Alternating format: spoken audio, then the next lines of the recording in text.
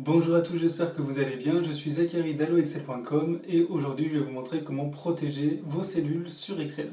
Alors par protéger, ce qu'on va faire, c'est qu'on va les verrouiller pour tout simplement empêcher la modification, le déplacement ou encore la suppression des cellules. Alors on part sur un exemple tout simple. Sur Excel, j'ai fait un petit tableau avec ici 4 prénoms, ici les jours de la semaine et dans la zone bleue, c'est tout simplement les ventes de chaque personne pour chaque jour de la semaine.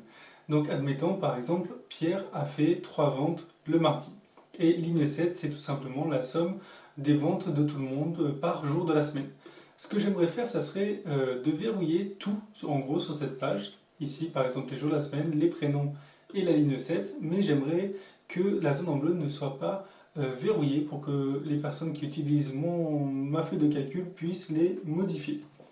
Donc, ce qu'on va faire, c'est qu'on va sélectionner toutes les cellules et on va faire donc en cliquant ici sur cette icône-là, puis on fait un clic droit n'importe où sur la page et on clique sur Format de cellule. Ensuite, on va dans l'onglet Protection et on s'assure qu'ici, cette case-là est bien verrouillée. Alors, ce qu'on va faire, c'est qu'on va verrouiller toutes les cellules et on va déverrouiller la zone que je ne veux pas protéger, donc la zone en bleu ici.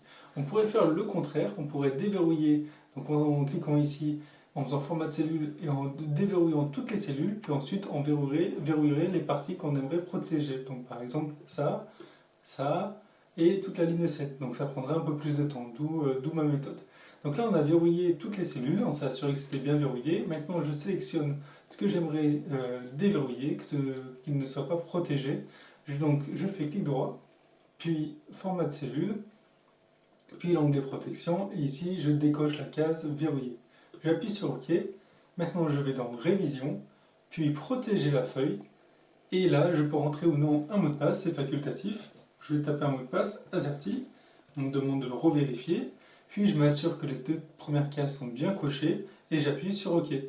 Maintenant, on ne peut pas modifier les prénoms. Ici, Alerte. Du coup, la cellule que vous essayez de modifier se trouve sur une feuille protégée. Pareil pour les jours de la semaine. Pareil pour la somme ici. Et ce qu'on peut modifier, c'est tout simplement tout ce qu'il y a dans la colonne, dans le tableau bleu. Par exemple, ici 3, je peux marquer 8. Et ça change automatiquement la somme que je ne peux pas modifier ici. Ensuite, si j'ai envie de déprotéger la feuille, je clique toujours sur Révision, puis ôter la protection de la feuille. Et là, si j'ai mis un mot de passe, eh bien, on me le demande. Donc le mot de passe AZERTY, j'appuie sur OK, et maintenant je peux remodifier toute la feuille. Par exemple, Pierre, je peux changer en Paul.